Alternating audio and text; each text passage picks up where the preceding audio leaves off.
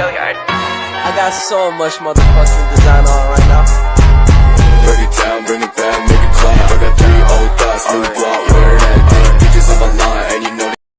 Halo teman-teman, perkenalkan nama saya Aloysius Abner Taud, saya dari kelas 10K. Nah, kali ini saya akan pergi ke salah satu tempat wisata di Sanca, yaitu Lodok. Untuk melihat Lodok dari atas bukit, terlebih dahulu kita menaiki tangga untuk naik di atas bukit tersebut supaya kita dapat melihat Lodok dari atas bukit.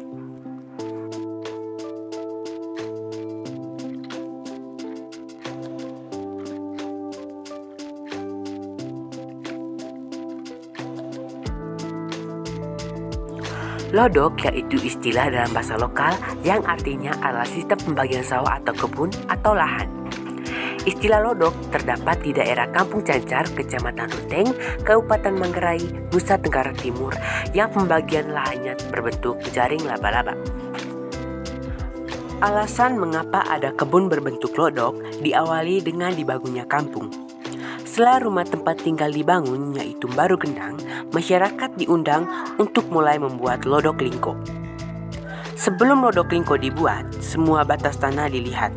Setelah melihat batas-batas tanah, dia atau Tua Teno menentukan di mana sentral tanah tersebut. Tua Teno selanjutnya memanggil Tua Golo untuk memintanya memukul gong, mengundang warga untuk duduk bersama dalam menentukan lodok lingko. Setelah gong dipukul, warga yang mendengarnya langsung menuju Baru Gendang. Warga bertanya kepada Tua Golo, apa tujuan gong dibunyikan? Setelah berkumpul, siapkan parang untuk memotong haju teno atau pohon baru karena kita akan membuat lodok lingko. Jadi, haju teno atau pohon baru tidak tumbuh di dalam lodok atau sentra pembagian tanah. Tapi, pohon ini tumbuh di tempat lain yang dipotong dengan ukuran 1 meter. Setelah sampai di lingko, Tua Teno melihat batas dan dia menentukan di sini haju teno ditancap. Sebelum tanah digali, diawali dengan ritual dengan tuak sebagai minuman persembahan. Tuak yang dimaksud adalah telur ayam. Pada zaman dulu, telur sebagai tuak, tapi sekarang ini tidak banyak yang tahu apa itu tuak. Banyak yang berpikir tuak itu tuak minuman beralkohol. Sebenarnya, tuak itu telur ayam. Setelah ritual ini dibuat, kayu baru pun ditancap ke dalam tanah. Setelah ayam disembelih sebagai darah dalam ritual tende teno.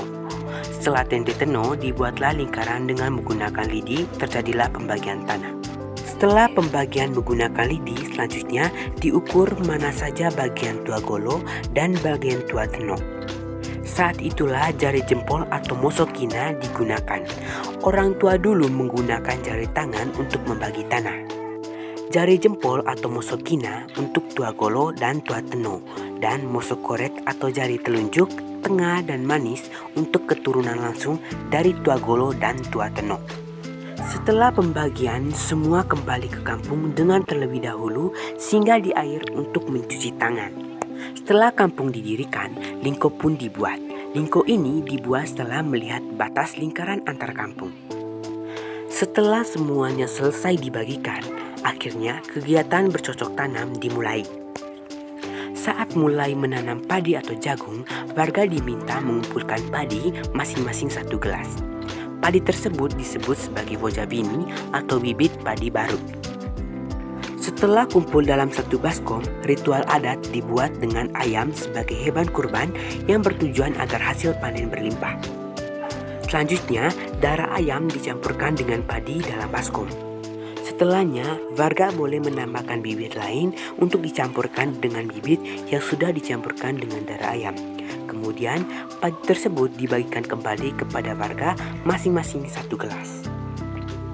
Sekian dari saya, terima kasih.